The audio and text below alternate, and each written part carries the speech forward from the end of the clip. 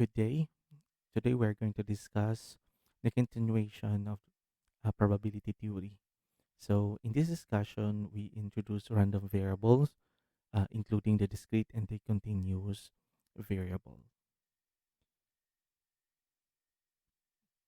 So, let's discuss the random variable and their distributions.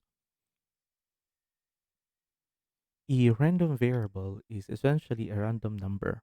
More precisely, it is a mapping of the variable x, uh, maps uh, the sample space onto the real number. Okay, so a random variable is a numerical description of the outcome of the statistical experiment. A random variable that may be assumed only a finite number or an infinite sequence of values is said to be discrete. The one that may assume any value in some interval on the real number line. Okay, uh, which is said to be continuous.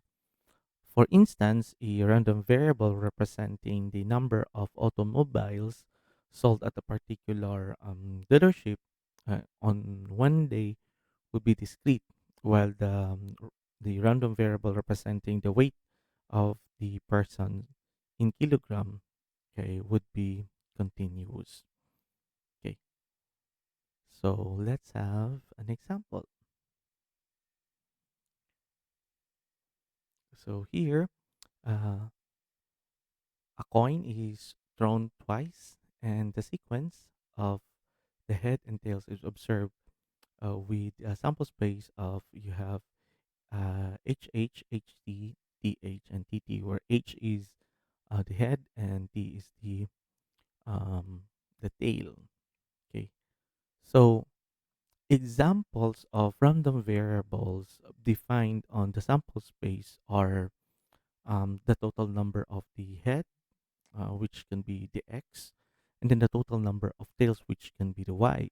Then the number of heads minus the number of tails, and then, of course, number one. Since any non random constant can be considered as trivial case of a random variable or a constant function defined on the sample space. So each of these uh, is a real value function defined on the sample space. Each is a rule that assign the real number to every point which belongs to the sample space. Okay, so let's have another example. So we have the total, let x be the total number of heads in the previous example. If the coin is fair, then each of the outcomes in the sample space above has a probability of 1/4. Okay, and because its probability is 1/4, then we could also say here that the probability of uh, point 0, x is equal to 0, is equal to 1/4. Okay, and then the probability of, okay, 1 is equal to 1/2, and the probability of 2 is equal to 1/4. So as you can see here, the values of our x are the number of heads that can be uh, the number of heads uh, which is the result from the experiment. Okay, so let's have the definition.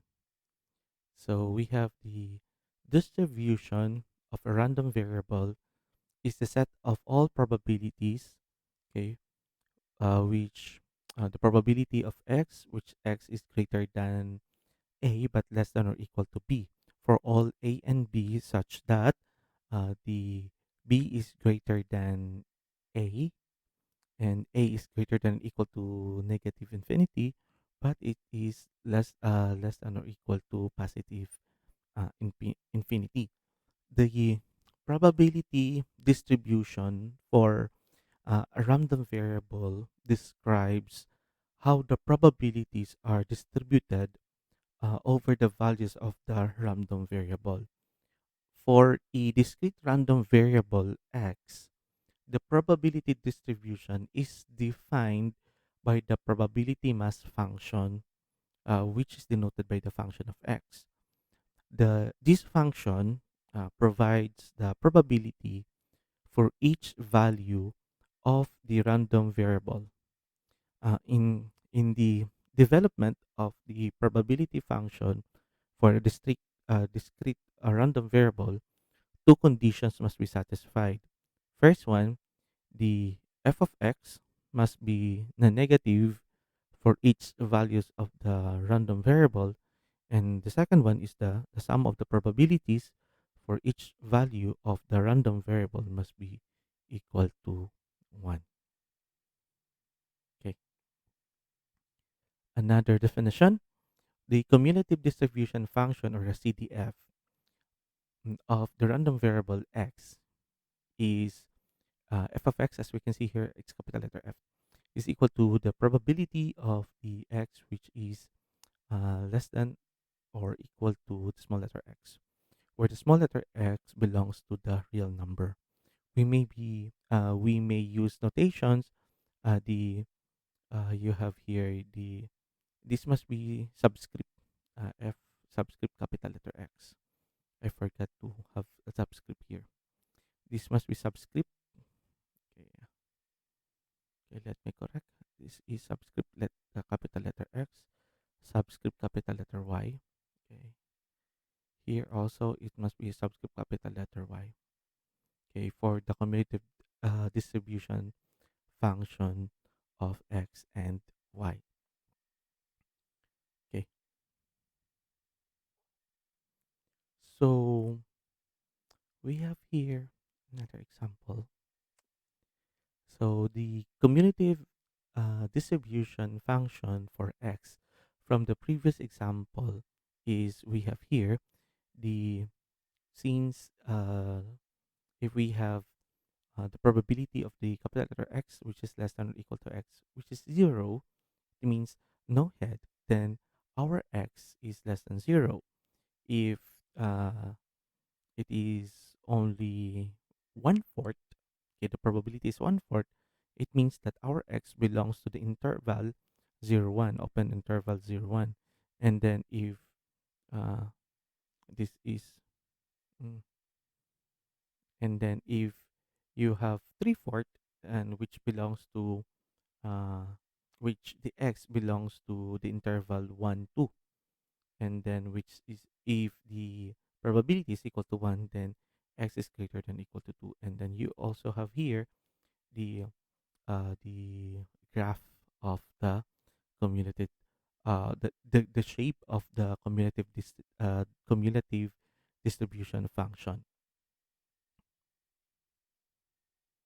Now, if we can see here, we can deduce that the cumulative distribution functions have have a property, or there are properties rather. So from the graph, we could say that um, any cumulative distribution function of the f of x. So so let's write this one. Okay, any cumulative distribution function, okay, of the f of x, this is small letter, okay, is non-decreasing.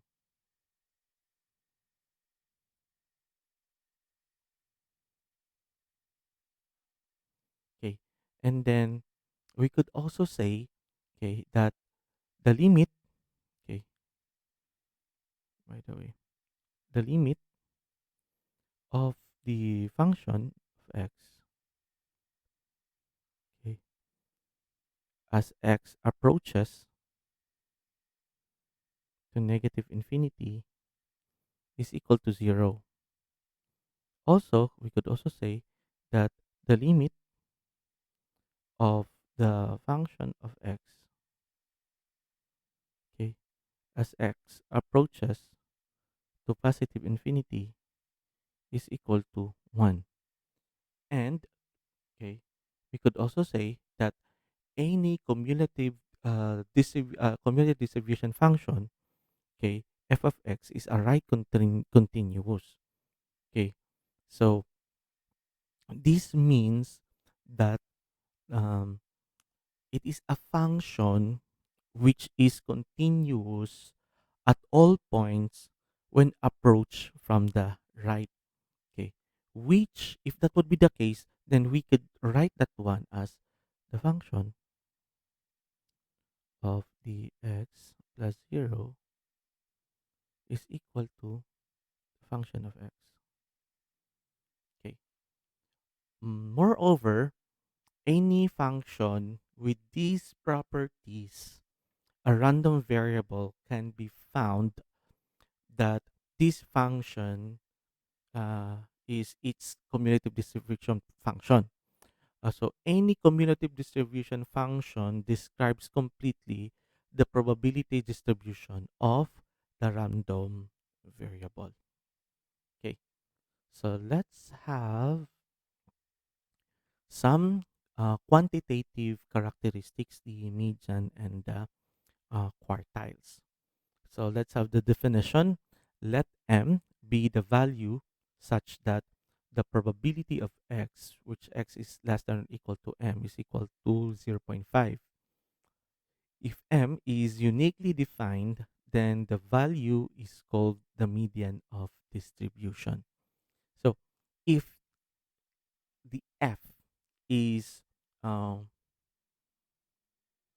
monotonically increasing, then the median is uniquely defined as we could have uh, f, the m is equal to the inverse of f times 0 0.5. Okay, so the inverse of the function f. Um, it may happen that there exists an interval uh, c sub 1, c sub 2, such that the function of the c sub 1 is equal to the function of the c sub 2, which is equal to 0 0.5. So there exists the interval c sub 1, c sub 2, such that the function of c sub 1 is equal to the function of c sub 2, which is equal to 0 0.5.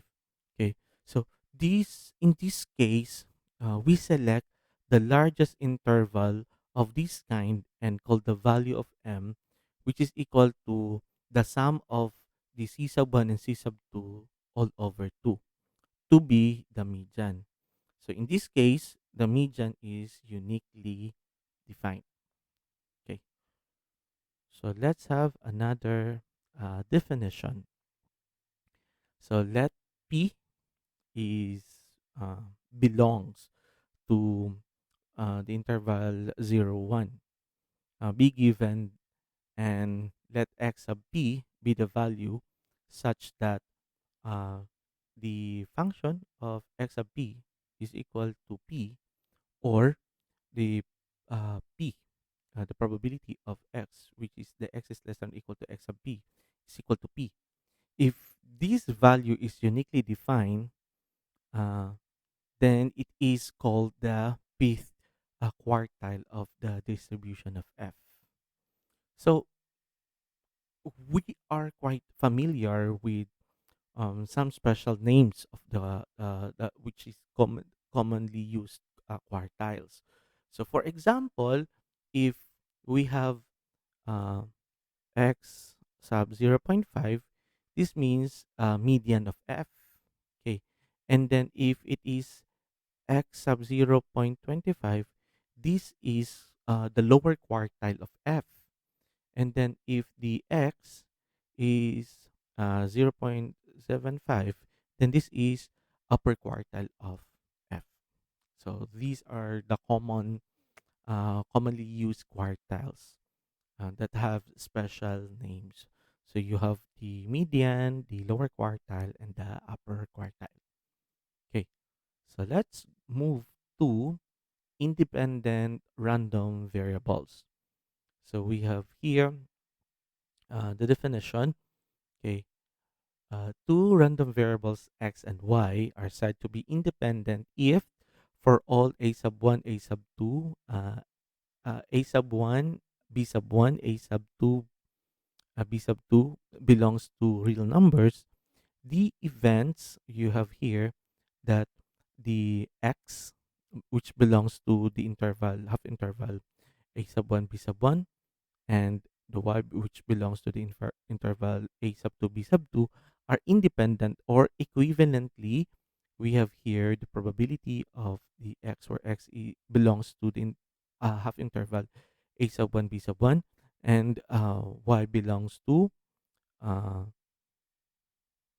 the a sub 2, b sub 2 interval, which is equal to the probability of x, which belongs to a sub 1, a sub 2, okay, times the probability of y, which y belongs to the open interval a sub 2, b sub 2. Okay,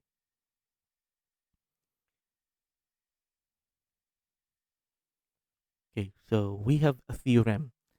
X and y are independent if and only if you have here the probability of the capital letter X is less than or equal to X, and Y is, which capital letter Y less than or equal to Y is equal to the uh, again, I forgot to write this one. I forgot to have subscript. This must be F subscript letter X, capital letter X. Okay, of X, and then the function of Y, capital letter Y to Y. Okay, so we have that one theorem. Another theorem. So you have a given G, which maps um, from real number onto real number, and H, which also maps from real number, or the R onto R, are functions. If x and y are independent random variables, then the random variables g of x and h of y are independent as well. Okay, so very clear. Now let's have discrete random variables. So by definition, the discrete random variable countably infinite set is a set that can be put into one-to-one correspondence with the natural numbers. Okay, it can be counted. We say that a set is countable if it is either finite or uh, finitely countable. So, example, we have a set of integers are countable. A set of rational numbers are also countable. And then the set of the point in the real number, which has an interval of 0, 1, okay, which is the subset of a real number, is not countable. So that's example. Okay. So another definition, the discrete random variable is a random variable that can take on only a finite or at most accountably infinite numbers of values. So, for example, we have let x be the total number of doses in an experiment that consists of tossing a coin 5 times. So the possible values of our x. Okay, so the possible values of our x, capital letter X, is equal to 0, 1, 2, 3, 4, 5, meaning the number of pulses. Okay, so another example, let x be the total number of toasts in an experiment that consists of tossing a coin until the head turns up. Then the possible values of Rx would be, okay, if that would be the case, we have 0, 1, 2, and so on. Okay, it takes values of countably infinite set, but still, uh, it is a discrete random variable. Okay, we have here a theory for the discrete random variable. The cumulative distribution function are piecewise constant. Okay, so here we have the graph which describe the diagram of the function. Okay, the function in the discrete random variables. Okay,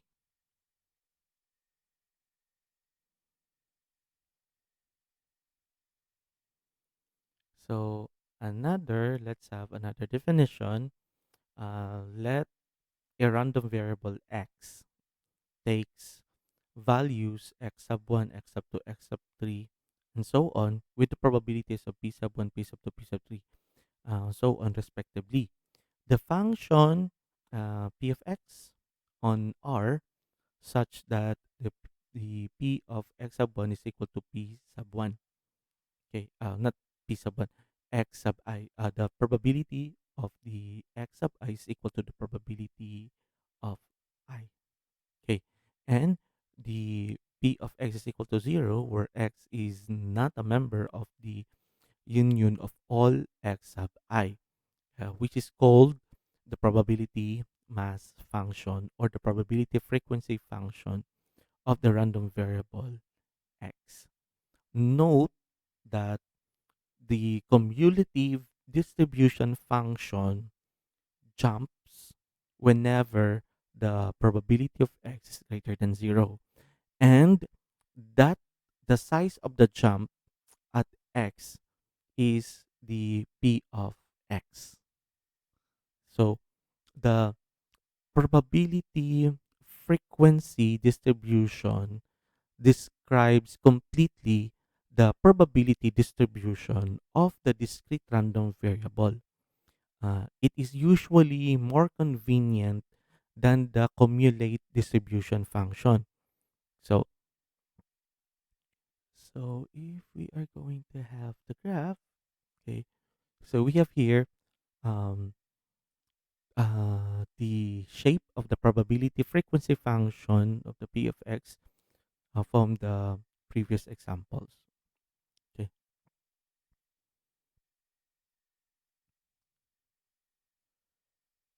so let's have the independent discrete random variables. So we have here the definition. Consider two discrete random variables x and y taken on possible values x sub 1, x sub 2, and so on, and y sub 1, y sub 2, and so on. We say that the x and y are independent if for all I and j, the p of x equals x sub I and y is equal to y sub j is equal to the probability of x, which x is equal to x sub I, and the probability of y, which is y is equal to y sub j. Okay, so let's that would be the dependent discrete random variables. So let's have examples of discrete distributions. The first one is the discrete uniform distribution. So assume that a finite set a sub 1, a sub 2 up to a sub n is given a random variable x such that the p of x, which x is equal to a sub I, is equal to 1 over n, is said to have a uniform distribution on the set a sub 1, a sub 2 up to a sub n. Okay. This For this distribution, all points are equally likely. Okay, so in probability theory and statistics, the discrete uniform distribution is a symmetric probability distribution wherein a finite number of values are equally likely to be observed. So every one of the n values has equal probability, which is 1 over n. Another way of saying discrete uniform distribution would be a known uh, a known finite number of outcomes equally likely to happen. So that's it. Okay. Another example is the Bernoulli random variables. So we have here uh, the Bernoulli by the definition. So a Bernoulli random variable takes on only two values, 0 and 1, with probabilities 1 minus p and p respectively. Its frequency function is thus, we have here the probability of x is equal to p, where if x is equal to 1, and 1 minus p if x is equal to 0. Now, the Bernoulli random variable is the simplest kind of random variable. It can take only two values, the 1 and 0. It takes on 1 if the experiment with the probability p resulted in success, and is 0 otherwise. So some examples in uses includes flipping of coin, a random binary digit, whether the disk drive crashed, and whether someone likes a Netflix movie. So that's it. So binomial distribution by definition, okay, is a random variable x is said to have a binomial distribution with the parameters n and p, where p is uh, belongs to the interval 0 1 and n is greater than 0, is an integer.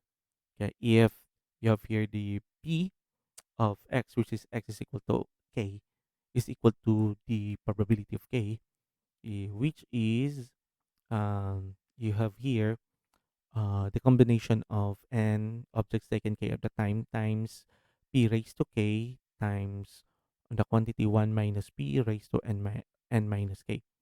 Okay.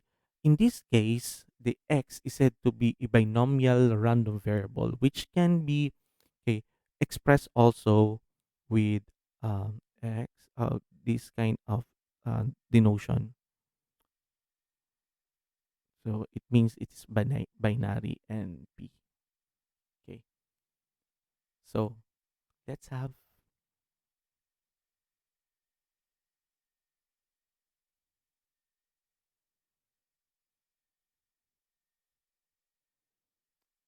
so let's have this is a theorem of the binomial distribution. Suppose that n independent experiments or trials are performed. Uh, wait lang. Performed where n is a fixed number and that each experiment results in a success with the probability p and the failure with the probability 1 minus p. Then the total number of successes, the x, has the binomial distribution. So any particular sequence of k successes occurs with the probability of the p raised to k times the quantity 1 minus p raised to n minus k from the multiplication principle. So the total number of such sequences is the combination of n objects taken k at a time. Okay, since there are a combination of n objects taken k at a time, ways to assign k successes to n trials. Okay, so let's have an example.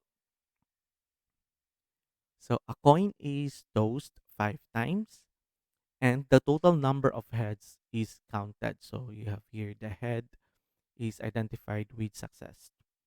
So we could now, from this case, we could now say that the probability of x, which is equal to 2, is equal to, uh, from the formula, you have the combination of 5 objects taken 2 at a time, okay, times 0.5 raised to 2 times 1 minus 0.5 raised to 5 minus 2.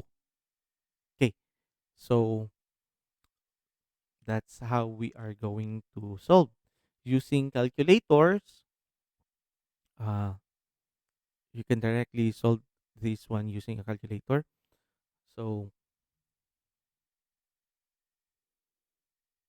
okay, so the combination of 5 objects taken two at a time is equal to 10 times zero point 0.5 raised to 2. That's equal to 0.25 or 1/4.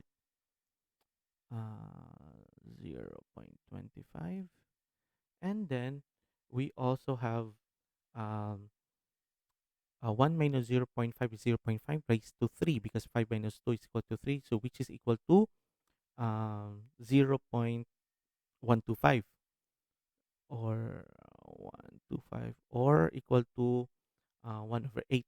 Now if we are going to multiply all these numbers, this is equal to uh, 0.3125.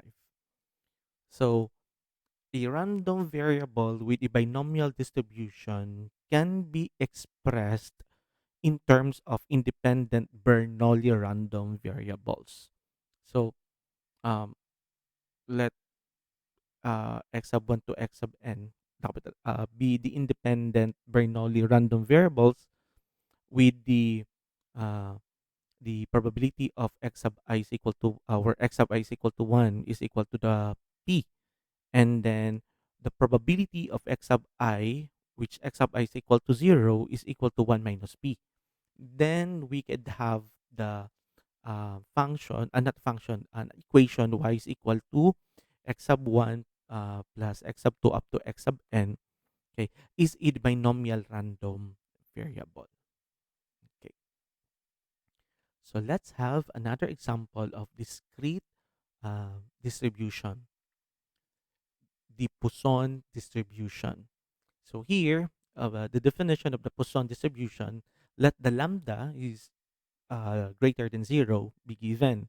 We say the discrete random variable x has a Poisson frequency function with the parameter lambda if the probability of x, where x is equal to k, is equal to the lambda raised to k all over uh, uh, k factorial times e raised to the power of the negative lambda, where k is greater than or equal to 0.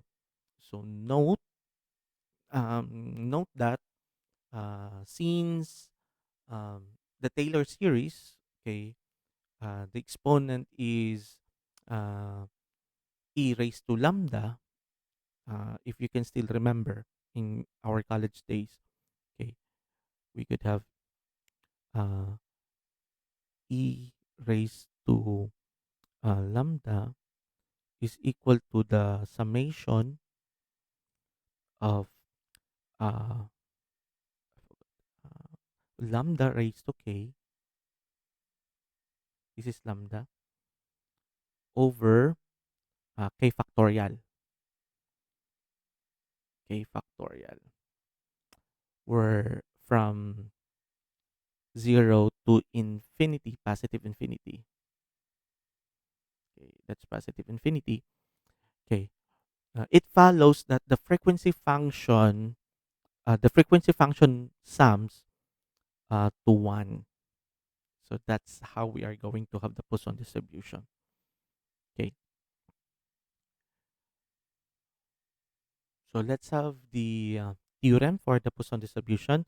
The Poisson distribution can be derived as the limit of the binomial distribution with the number of trials n and the probability of success on each trial p if there exists a lambda greater than 0 such that the p approaches to 0 and approaches to positive infinity, and the lambda is actually the product of p and n. Okay, so if we are going to have such uh,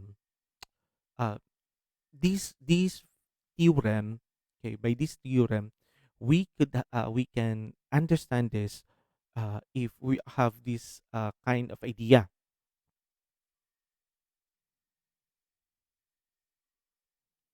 Um, let the binomial let the binomial frequency function be, in this case we have uh, the probability of k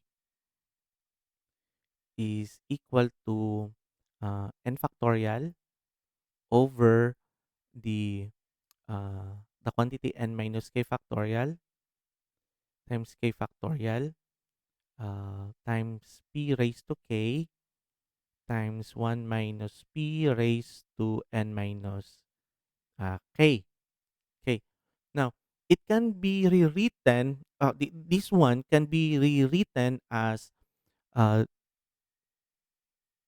sorry, we have the p of k, or the probability of k is equal to n factorial over the quantity n minus k factorial k factorial.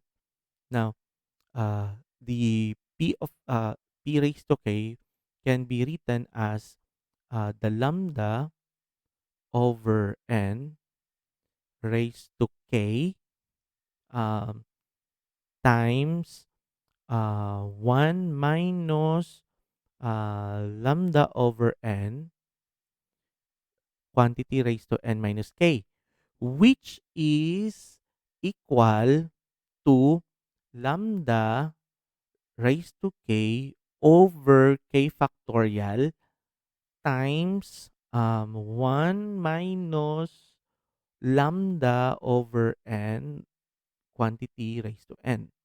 Then you have a sub n. Okay. So where in this case we have to note that our a sub n is equal to uh, n factorial over the quantity n minus k factorial n raised to k, in this case, uh, times 1 minus lambda over n raised to negative k, which approaches to 1. And we have also to note that uh, the the quantity 1 minus lambda over n raised to n, of course, is approaches to uh, the e raised to negative lambda as n approaches to positive infinity. Okay, so that's how we can understand the theorem being presented in the previous slide. Okay, now let's have an example. Okay, the birth in a hospital occurs randomly at an average rate of 1.8 birth per hour. What is the probability of observing 4 births in the given hospital uh, in a given hour at the hospital? Okay, to solve this, let's have let x be the number, okay, the number of birth in a given hour, in a given hour. And then in this case, our lambda would be the mean, which is 1.8. Now, we can now use the formula. So the formula, as we have previously presented, so you have the probability of our x, which is equal to k, is equal to our lambda raised to k over k factorial times e raised to negative lambda. Okay, so substitute our lambda is equal to 1.8. So take note that our k here is equal to 4. So in other words, we have the probability of uh, x is equal to 4 is equal to our lambda is 1.8. So 1.8 raised to 4 over k is equal to 4 factorial, okay, times e raised to negative 1.8. Okay. Now using your calculator, uh, we have 1.8 raised to 4 is equal to um, 10.4976 over our 4 factorial is equal to 24. Okay, times e raised to negative 1.8, that is equal to 0.165 and so on. Okay, if we are going to multiply that one, that is equal to 0.0723. So the probability, okay, the probability of observing for birth in the given hour at the hospital is 0.0723. So that's the probability. Okay.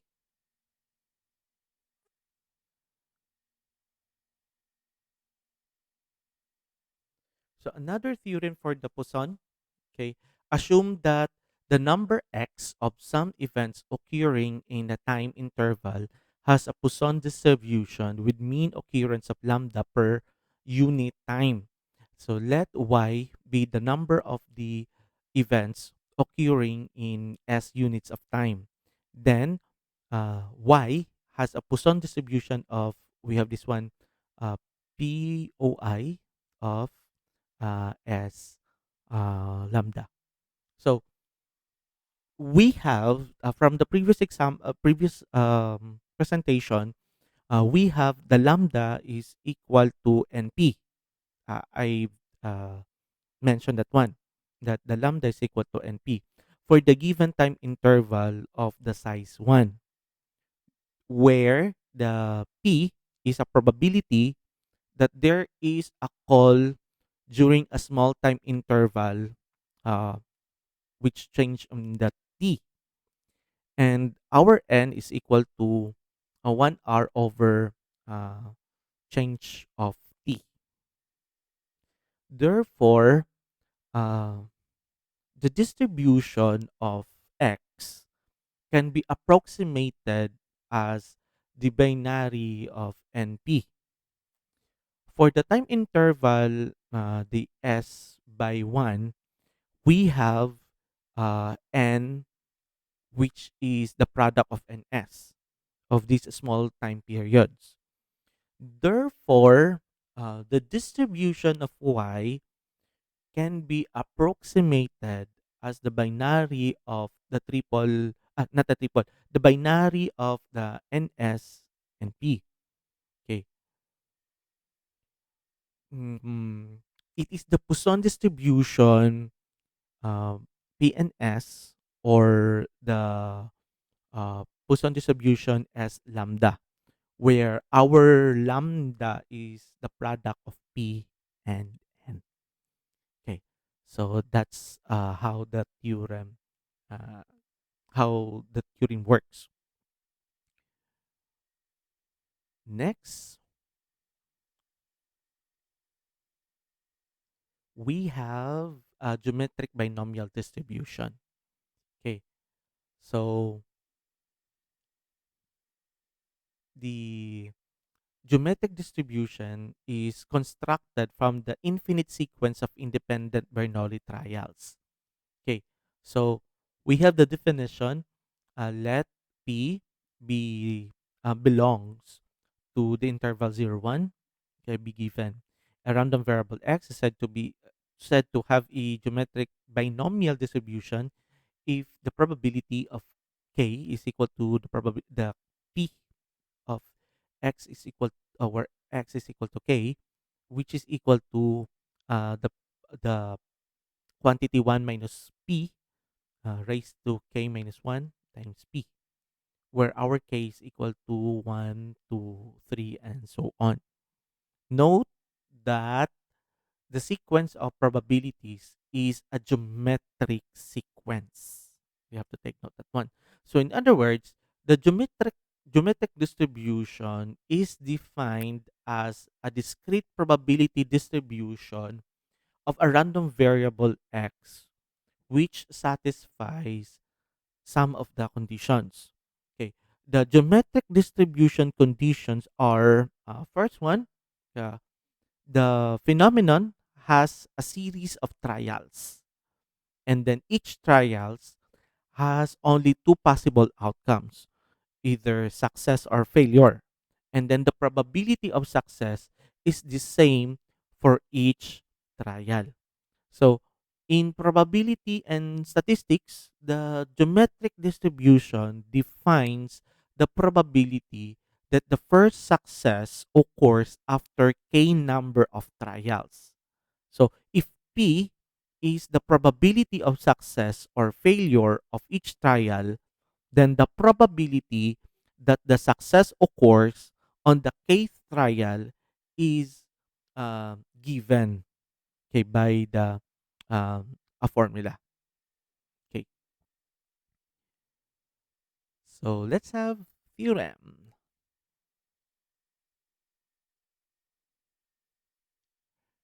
Okay, consider infinite sequence of independent Bernoulli trials. Uh, on each trial, a success occurs with probability p, and x is the total number of trials up to the and including the first success. X will be geometric binomial distribution. So if x is equal to k, then there are k minus 1 failures, okay, followed by a success.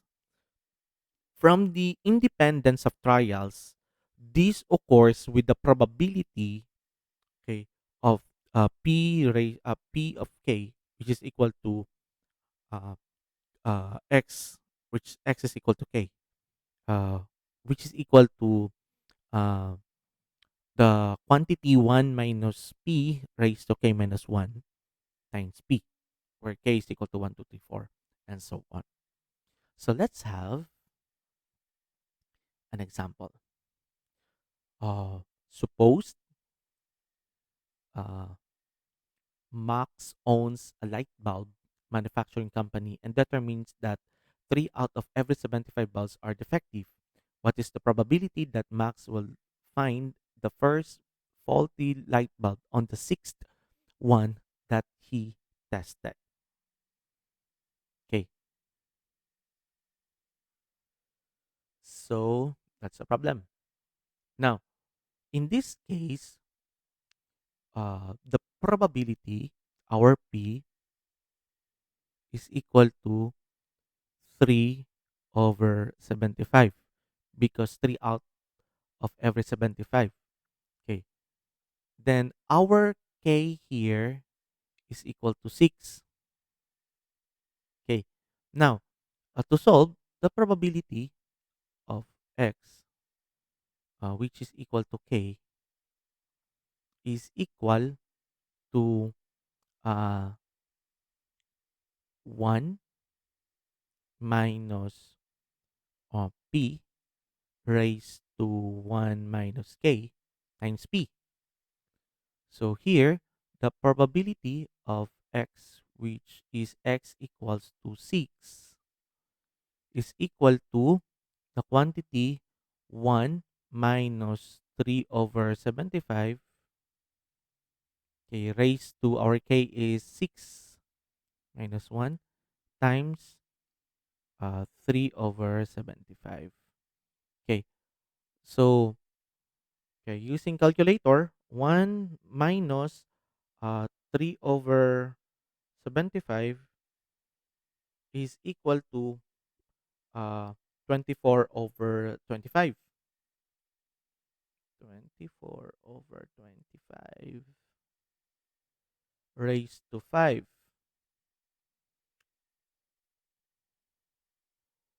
times 3 over 75. Okay.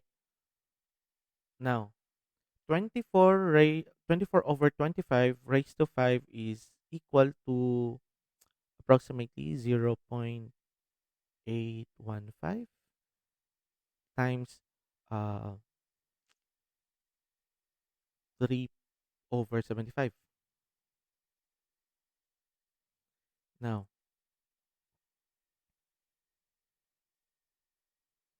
this is equal to 0.0326. Okay, so that is the probability of uh, getting the first faulty light bulb on the sixth one of what he tested. Okay, so let's have negative binomial distribution. So the definition of the negative binomial distribution, so let P belongs to the interval 0, 1 and an integer r greater than 0 be given. A random variable x is said to have a negative binomial distribution if the probability of x, where x is equal to k, is equal to the combination of uh, k minus 1 objects taken r of the time times r times p raised to r times the quantity 1 minus p uh, time raised to k minus r for k greater than equal to r, or so you have p, the probability of x, where x is equal to k, is equal to 0 for k is less than r. Now, the no negative binomial distribution, or also known as Pascal distribution, is a discrete probability distribution for a random variables in a negative binomial experiment. Now, the random variable is a number of repeated trials, which is x, okay, that produce a certain number of successes, which is the r. In other words, it's the number of failures before the success. So this is the main difference from the binomial distribution. With a regular binomial distribution, okay, you're looking at the number of successes. With the negative binomial distribution, it's the number of failures that counts. So when you hear the term negative, okay, you might think that a positive distribution is flipped over the x-axis, making a negative. However, the negative part of the negative binomial actually stems from the fact that one facet of the binomial distribution is reversed. Uh, it is the binomial experiment. You count the number of successes in a fixed number of trials. Example, you're counting how many aces you draw. In the negative binomial experiment, you are counting the failures, or how many cards it takes you pick uh, uh, to pick two aces, something like that. Okay. So let's have the theorem. Okay. Consider a sequence of independent trials with probability of success P perform until there are exactly R successes. Let X be the total number of trials. Then X have a negative binomial distribution. So in this case, okay, let us think of the probability of X where X is equal to K. In such particular sequence has the probability of P raised to R, okay, times 1 minus P raised to K minus R from the independence assumption.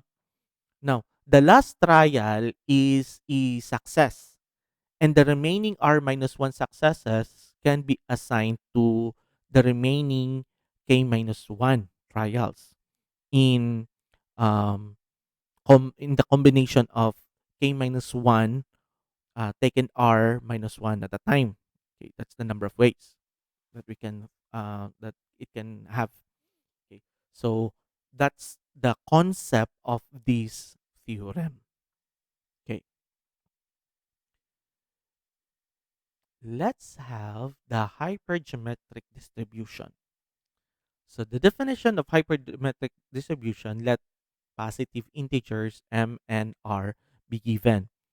We say that the random variable x has a hypergeometric distribution if the probability of x where x is equal to k is equal to the combination of r taken the combination of r objects taken r of the time times the combination of n minus r objects taken m minus k at a time all over the combination of n objects taken taken m at a time where k is less than or equal to r. Now, hypergeometric distribution is a probability distribution and that's very similar to the binomial distribution. In fact, the binomial distribution is a very good approximation of the hypergeometric distribution as long as the sampling 5% or less of the population.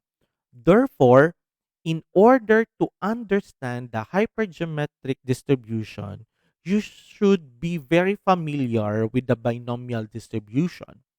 Plus, you should be fairly comfortable with the combinations formula.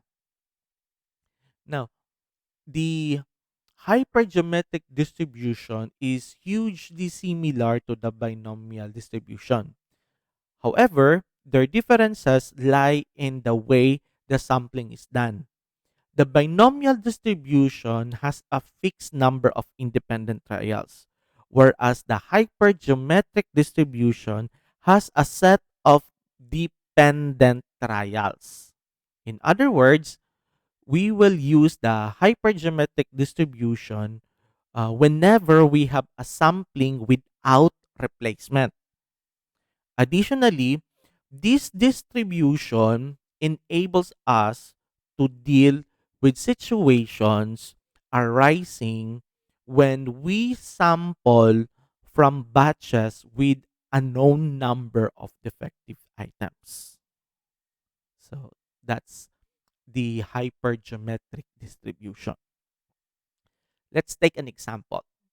Suppose you will buy a lunchbox with 10 flavors of beans. There are 4 yaki flavors. You decided to share this with your friend. Your friend reaches in and randomly selects 5 beans and eats them. What is the chance that your friend chooses 2 yaki flavors? Okay. Now, to solve this, let n is equal to 10. The um, how many beans are there, okay, in the box, and then let m be equal to 5. How many beans are chooses or chooses at random without replacement, okay, and then r is equal to 4.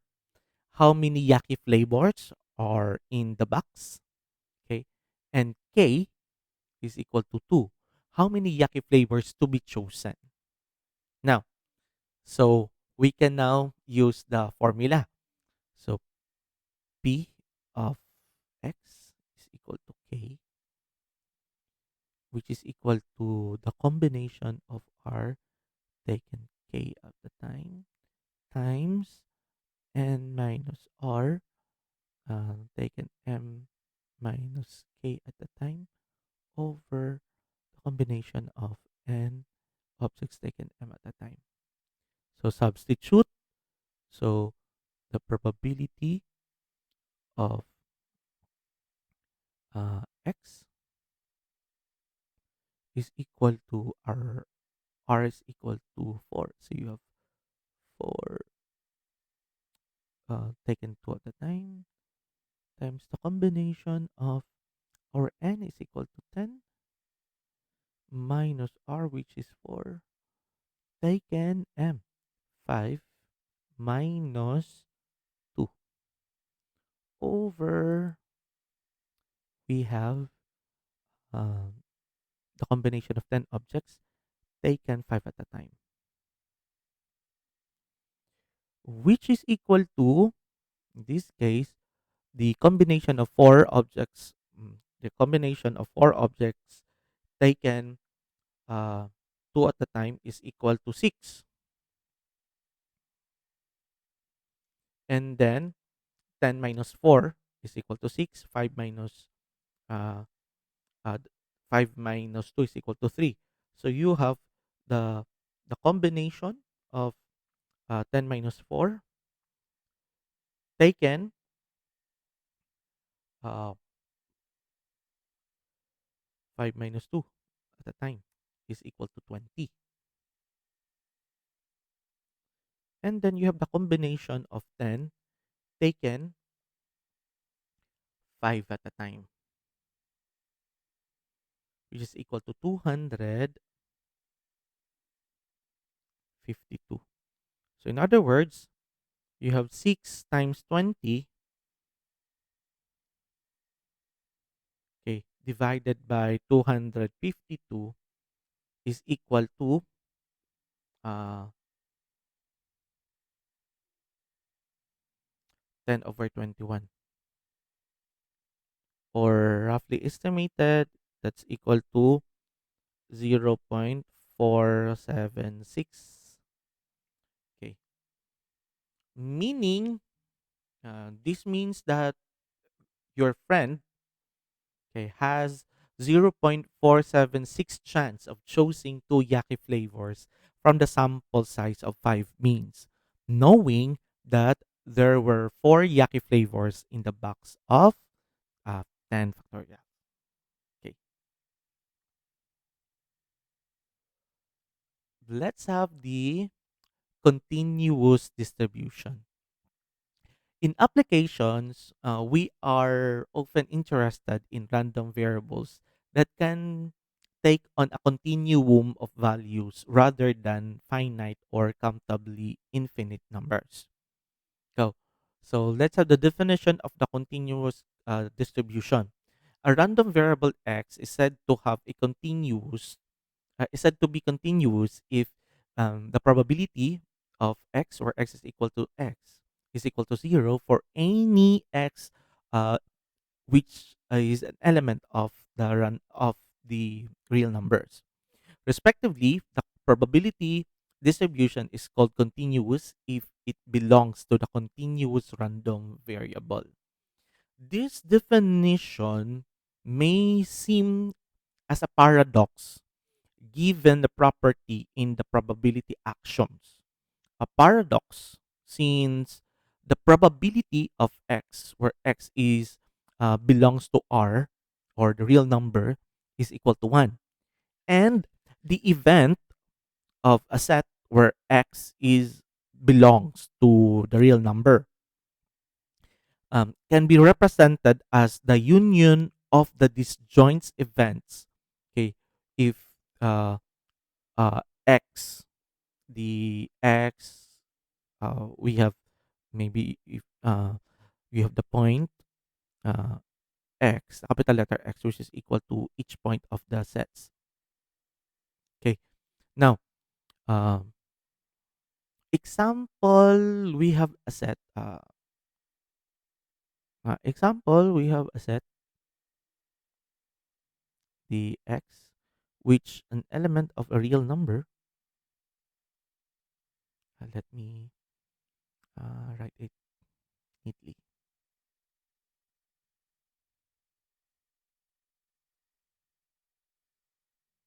Okay.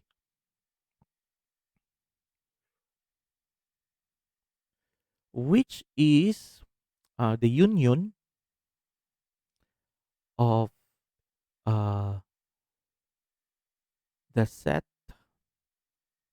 X equal to the each element of the set, where the X belongs to real number. Okay. On the other hand, the probability of X, where X is equal to the point X, is equal to 0 for all X elements of the real number. However, there is a contradiction here.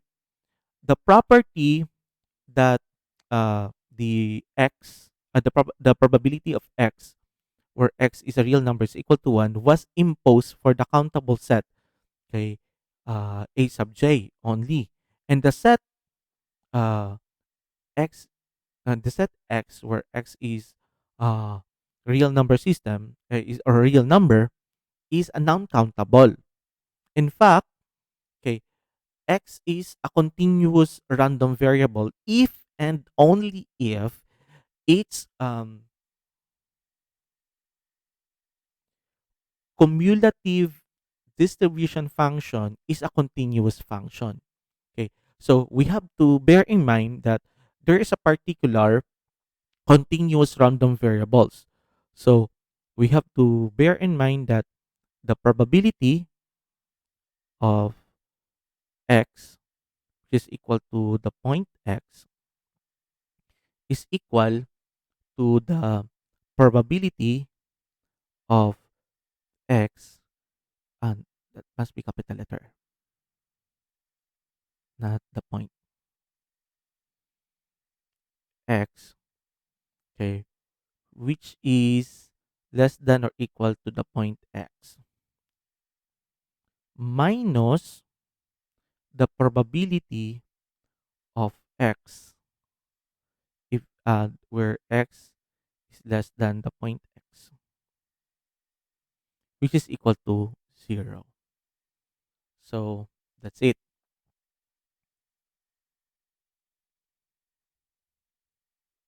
So let's have the definition. Okay, the distribution is called continuous if it belongs to the continuous random variable. And then the distribution and the corresponding random variable is called absolutely continuous if the function of x is equal to the integral of the f of y dy, okay, from negative infinity to x. Okay, now uh, these for all integrable function of f. Okay,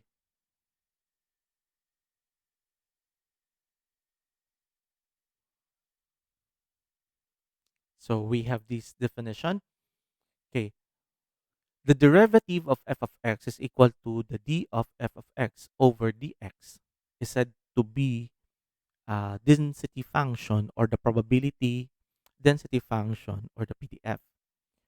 For the density, we have that the probability of x, where x is greater than a but less than b, is equal to the probability of x, where x is greater than or equal to a but less than b, which is equal to the probability of x, where x is greater than a but less than or equal to b, which is equal to the probability of x, where x is greater than or equal to b but less than or equal to b, where x is greater than or equal to a but less than or equal to b, which is equal to the integral of the f of x dx from a to b, which is equal to the function of b minus the function of a. Okay, for all for any uh, b greater than or equal to a, where a is greater than equal to negative infinity, but b is less is less than or equal to positive infinity. Therefore, the distribution of x uh, can be described by its probability density function. Now, for the absolutely continuous random variable, the role of the frequency function is taken by the f of x, which has the properties that the f of x should be greater than or equal to 0. And the integral of the f of x dx from negative infinity to infinity is equal to 1. The discrete distribution do not admit a density, which is not too surprising since the piecewise of the cumulative density function, uh, commu-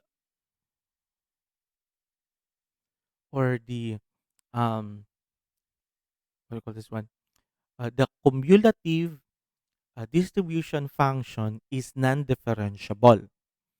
In the applications, it is not always obvious which type of random variable to use for modeling. Okay, let's have an example.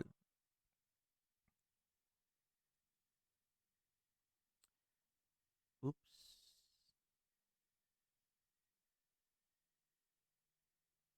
This is not definition. It must be example. Let me correct this one.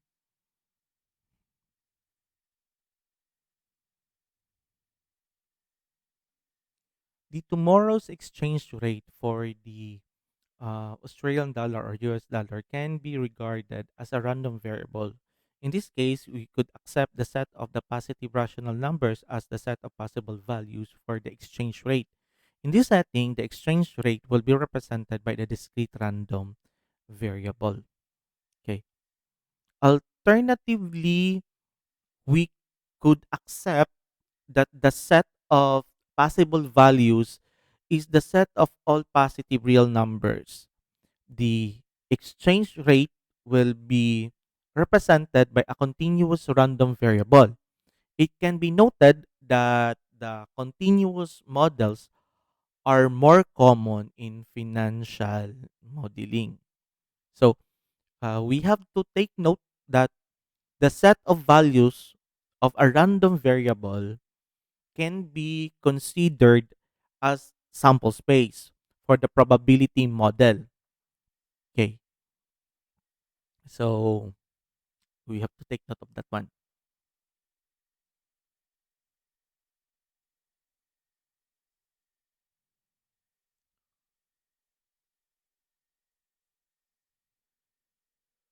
So let's have functions of random variables. So let x be the random variable and let g maps from real numbers onto real numbers be a function. Okay. The transformation y is equal to g of x is also known as uh, random variable with some new distributions and possibly with the new properties. If the distribution of a random variable is known, then the distribution of all functions of this variable can also be derived. So the first one is we have here the neither discrete nor continuous. Okay.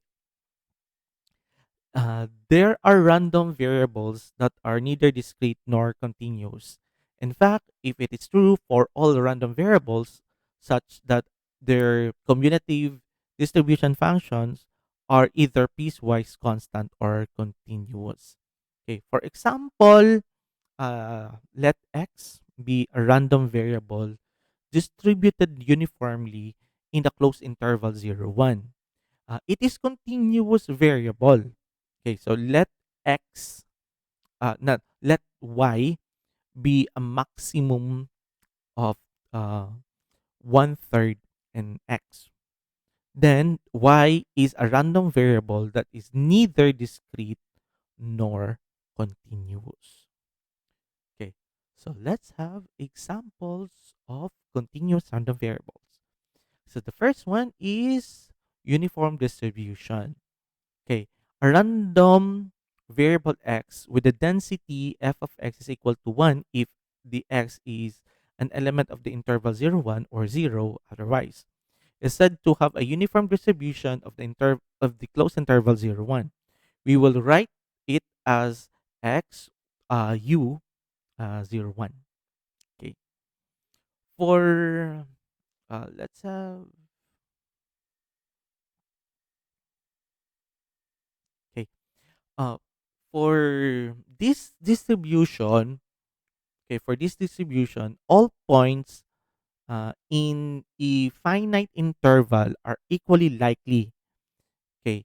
And if that would be the case, then we have the cumulative distribution function, okay, of I am just going to write this one. Uh, the cumulative cumulative the cumulative distributive function is f of x, okay, where it is 0 if x is less than 0, and then it is x if x is an element of the interval 0, 1, and then it is 1 if x is greater than 1. So this is our CDF. In many programming languages, built-in random numbers generators produce the uniform distribution on the 0, 1 close interval. Okay, for example, in MATLAB, okay, it is run command. Okay,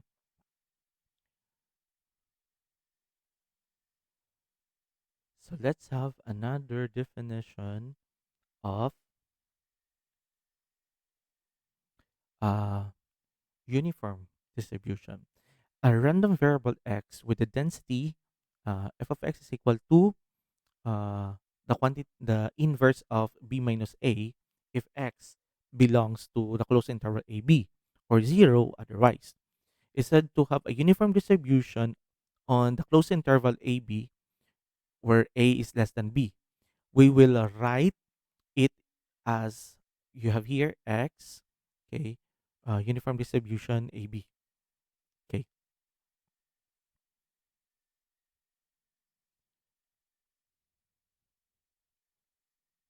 the theorem.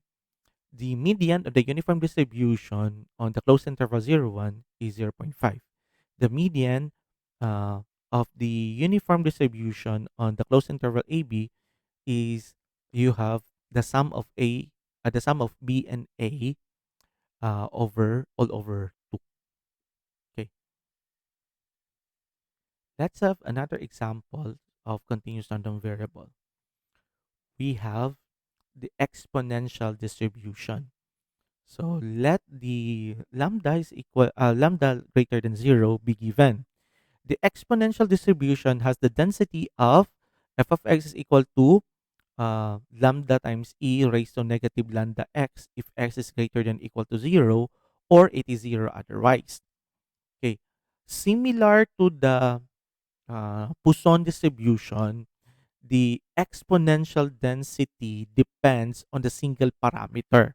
Okay, so the cumulative distribution function, or the CDF, okay, is I'm going to write this one. Since it is Poisson, so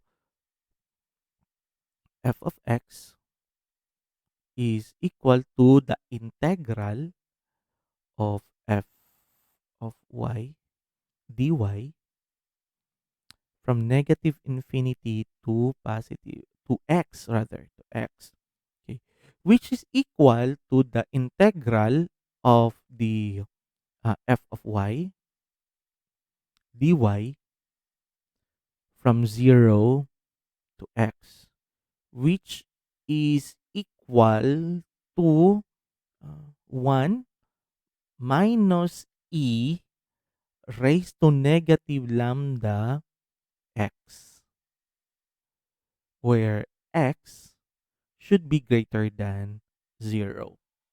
Okay, so the exponential distribution is often concerned with the amount of time until some specific events occur.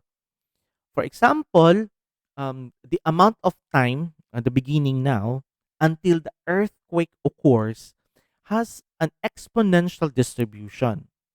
Okay, another example includes the length in minutes of of long distance business telephone calls and the amount of time in months. Okay, we could also have the car battery last. Okay, uh, it can be shown too that the value of the change that you have in your pocket or purse approximately follows an exponential distribution. Okay, so exponential distribution, okay, you have here the graph, okay, it shows the probability density plots of the continuous exponential distribution with different lambda. So here, if as we can see here, as the lambda increases, the graph becomes stiffer. Okay, so the median, okay, can be found by solving the equation you have here. Function of the eta is equal to 1/2. This gives the negative lambda times eta is equal to the natural logarithm of 1/2. Or you have here the eta is equal to the natural logarithm of 2 all over lambda. The um, the exponential distribution is often used to model lifetimes or waiting times, in which context uh, it is conventional to replace x by t. So, uh, varying lambda corresponds to the changing of the units of measurement. For example, from seconds to minutes. Okay. Suppose that we consider modeling the lifetime t of an electronic component as the exponential random variable. So in that case, we have we can model that one, okay, with uh, the probability of t, that's t, okay, where t is greater than the t plus s, whereas t is greater than s, okay, is equal to the probability of t greater than t plus s, where t is greater than s, mm, over the probability of t greater than s. Okay, which is equal to, in this case, the probability of t greater than t plus s over over the p times the probability of p of t greater than s. Mm. In this case, we can model this one as e because it's electronic component. The e raised to negative lambda times t plus s over e raised to negative lambda s, which is equal to e raised to negative lambda t. We see that this probability does not depend on s. In this case, or in this sense, the exponential distribution is memoryless. In particular, this means that it is not a very good model for human lifetimes, since the probability that a 20-year-old will live at least 10 more years is not the same as the probability that a 70-year-old will live uh, at least 10 more years. So that's the case. Okay. Another example is the gamma distribution. The gamma distribution is a generalization of the exponential distribution. It has the density of f of x is equal to c times x raised to the alpha minus 1 times e raised to the power of negative lambda x, where t is greater than or equal to 0. If x is, it must be x greater than 0, not x, it must be x greater than 0. Then f of x is equal to 0. The coefficient c greater than 0 has the coefficient c greater than 0 here is selected such that the integral of f of x dx from 0 to infinity is equal to 1. If the alpha is equal to 1, um, then it is an exponential density. The parameter alpha is called the shape parameter. Varying alpha changes the shape of the density, whereas varying the lambda corresponds to changing the units of the measurement. Okay, for example, from seconds to minutes, and that's not affect the shape of the density. So let's have the graph. Okay, so this is the probability density plots of a gamma distribution.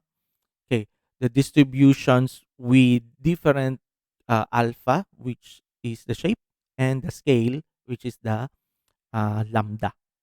Okay, so the probability, the gamma distribution term is mostly used as a distribution which is defined as two parameters, the shape and the inverse scale parameter, having continuous probability distributions.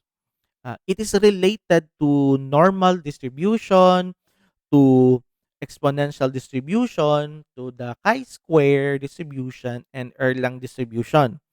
Okay. So the gamma distribution has two free parameters.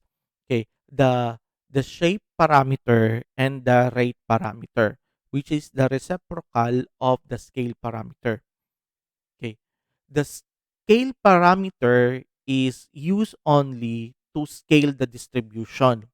Um, this can be understood by remarking that whenever the random variable x appears in the probability density, then it is divided by the rate parameter.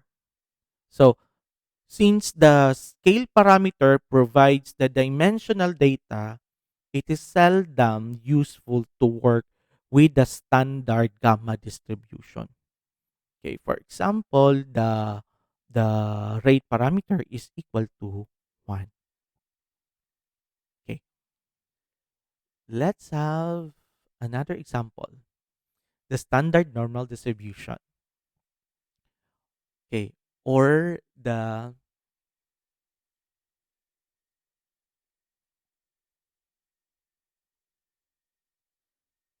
so let's have the normal or Gaussian distribution.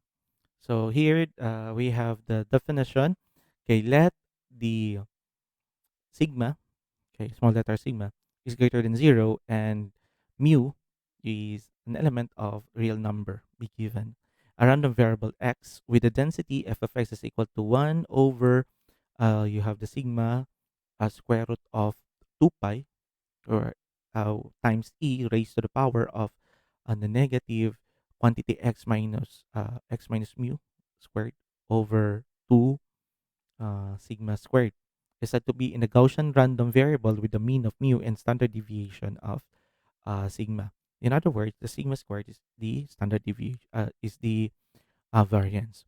It is said to have the normal or Gaussian distribution, and it is written as x, as you hear x um, to n, the normal.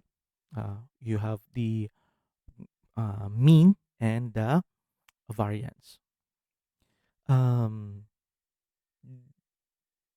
that is an extremely important probability distribution, which has applications in statistics, the probability theory, the physics, engineering, finance, economics.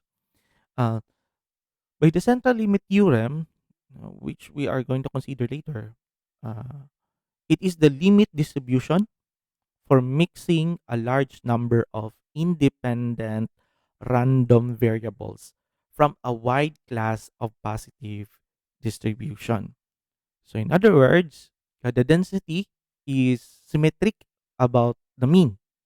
Okay, for example, you have the f of x minus mean is equal to uh, f of the negative of the quantity x minus mean, where it has a maximum, and that the rate at which it falls off is determined by the standard deviation or the sigma.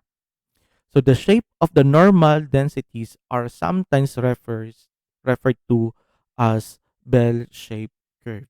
So we are very familiar with that one. So let's have the standard normal distribution. So the special case for which the mu is equal to 0 and the standard deviation is equal to 1 is called normal distribution or standard normal density. And the distribution is said to be a standard normal distribution. We will denote that its cumulative uh,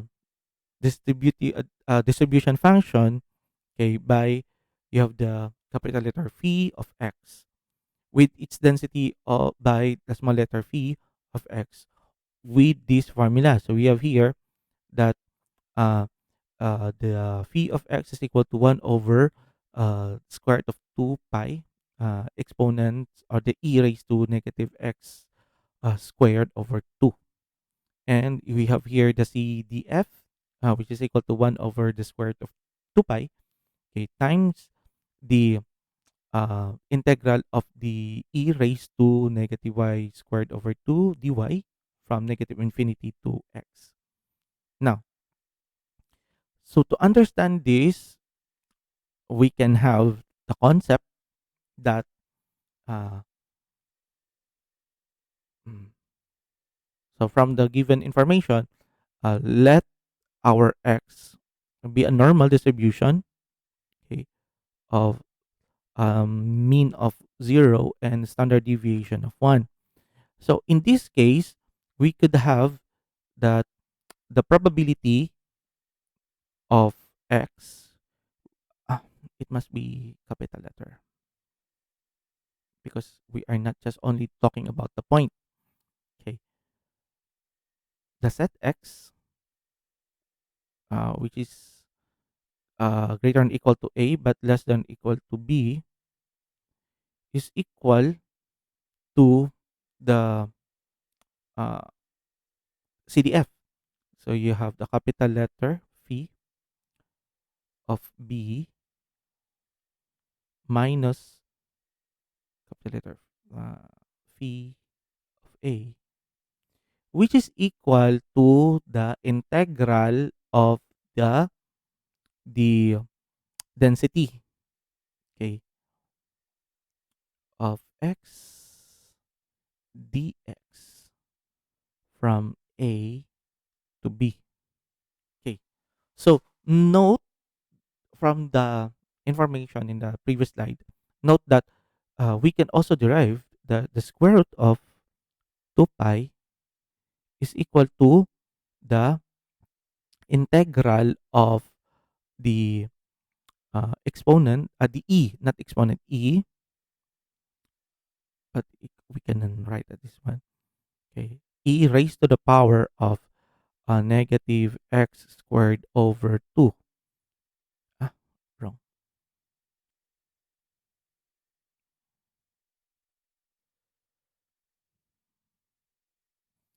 Dx from negative infinity to positive infinity. Okay. This explains the presence of the coefficient. If you can still remember with the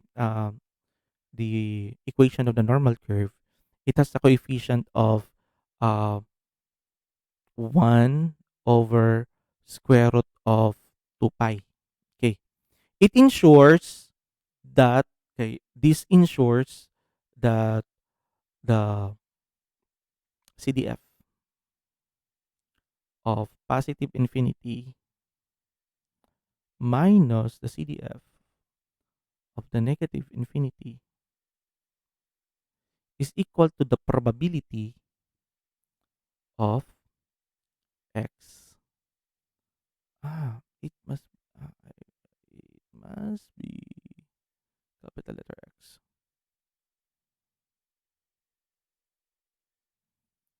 which is greater than negative infinity but less than positive infinity, which is equal to the integral of the density of x dx from negative infinity to positive infinity, which is equal to 1. Okay.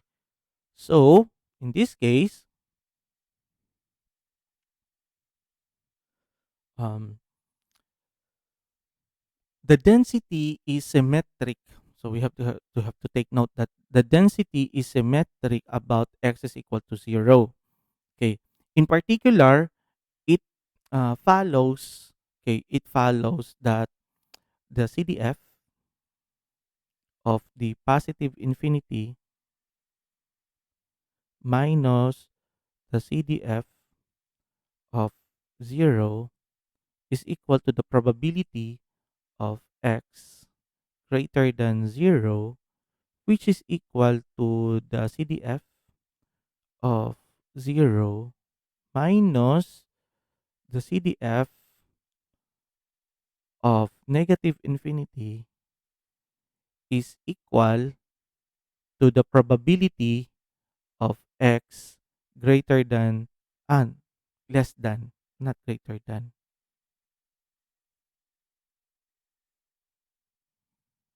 less than 0 is equal to 1 half. Okay. In the scientific literature, uh, it is also common to use the um, this one, CDF of x. It must be small letter na kasi we are pointing out the specific value of x, the point x. Okay. For this notation can be called also as Laplace function. Okay. Which, okay, okay, the function can be written as the 1 over the square root of 2 pi, okay, times the integral of e raised to the power of negative y squared over 2 dy from 0 to x, okay, which is equal to the p, or the probability of x less than or equal to the point x, which is minus 0.5. For the x can be this can be written as the x is a normal distribution of a mean of 1 and the standard deviation of ah, mean of 0, standard deviation of 1, which um, which is the CDF for uh, and um, the normal distribution 0, 1 minus 0.5. Okay, so that's it.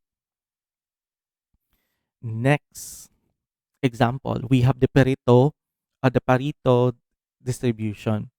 We say that X has a Pareto distribution if it has the cumulative distribution function of f of x is equal to 1 minus the quantity lambda over lambda plus x raised to alpha, where x is equal to 0. X is greater than equal to 0. It can be rewritten as we have here the x as the Pareto. Uh, you have the alpha of alpha lambda. We have the probability density function. Uh, we have the f of x is equal to you have the alpha times lambda raised to alpha all over the quantity lambda plus x raised to alpha plus 1, where x is greater than equal to 0. Now, the Pareto distribution, which is created by Italian economist, um, the name is Vilfredo Pareto in the 19th century. Uh, this is defined by the shape parameter, okay, which is called a slope parameter or the Pareto index. The location and the location parameter. It has two main applications. First one is to model the distribution of incomes, and the second one is wait, uh, the model to model the distribution of the city populations. Okay. However, it can be used in a variety of other situations. For example, it can be used to model a lifetime of a manufactured item with a certain warranty period. So that's it. Another, we have generalized Pareto distribution. We say that X has a generalized Pareto distribution or three parameters Pareto distribution if it has a density of f of x is equal to c times x raised to x minus 1 over the quantity lambda plus x raised to alpha plus k, where x is greater than or equal to 0. The coefficient c greater than 0 here is selected such that the uh, integral of f of x dx from 0 to infinity is equal to 1. Um, in statistics, the generalized Pareto distribution is a family of continuous probability distributions. It is often used to model the tails of another distribution. Okay. It is specified by three parameters: the location, the scale, and the shape. Sometimes it is specified by only scale and shape. Sometimes it's only by its shape parameter. So that's the generalized Pareto distribution. Okay. Another is the beta distribution. Uh, the beta distribution, we have B, uh, AB, has the density defined by the interval by the closed interval 0, 1. You have here the f of u is equal to cu raised to a minus 1 times 1 minus u times the quantity 1 minus u raised to b minus 1, where u is an element of the closed interval 0, 1. The coefficient c greater than 0 here is selected such that the ah I am wrong. It must be it was such that the integral of f of x dx from 0 to 1, it must be 1, not infinity. It must be 1, which is equal to 1. The beta distribution is a probability distribution, okay, on probabilities. So I repeat, the beta distribution is a probability distribution on probabilities. For example, we can use it to model the probabilities, uh, the click-through rate of the advertisement, the conversion rate of customers actually purchasing on the website, uh, how likely readers will clap for your blog, the 5-year survival chance of women with breast cancer, and so on. So, because the beta distribution models a probability, it its domain is bounded between 0 and 1. So, if if if we just want the probability distribution to model the probability, any arbitrary distribution over the interval 0 1 would work, and creating one, it should be easy. Just take any function that doesn't blow up anywhere between 0 and 1 and stays positive. Then integrate it from 0 to 1. And simply divide the function with the result. You just got the probability distribution that can be used to model the probability, which is the beta distribution. So that ends the presentation. Thank you very much for listening.